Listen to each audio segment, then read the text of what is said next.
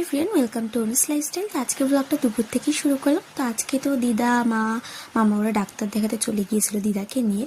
তো আমরা বাড়িতে একাই ছিলাম, তো তাড়াতাড়ি লাঞ্চ করতে বসে পড়েছিলাম কাজবাজ করে। দেন আজকে বিকালে পড়াতেও চলে গিয়েছিলাম। আর পড়াতে যাওয়ার পর এর তো এক্সাম চলছে, তো তাড়াতাড়ি লেখা হয়ে গিয়েছে বলে ভীষণ আনন্দ, তাই জন্য মুখটা এমন করছে। ওর লাস্টের রিয়াকশানটা শুধু একবার তোমরা দেখো। ওকে বলেছি পড়া শেষ হয়ে গেছে বলে কি আনন্দ, তাই জন্য ওর চোখটা কীরকম করবে একবার জাস্ট একটু দেখো। তো যাই হোক, এদিকে আর একজনকে তো আমি স্পেলিং লিখতে দিয়েছিলাম, ও যা স্পেলিং লিখেছে আর বানান লিখেছে সেটা দেখে আমার অবস্থা খারাপ হয়ে গেছে। আমি নিজে যে বানান ছোটবেলায় শিখেছি সব ভুলে যাবো এরকম অবস্থা।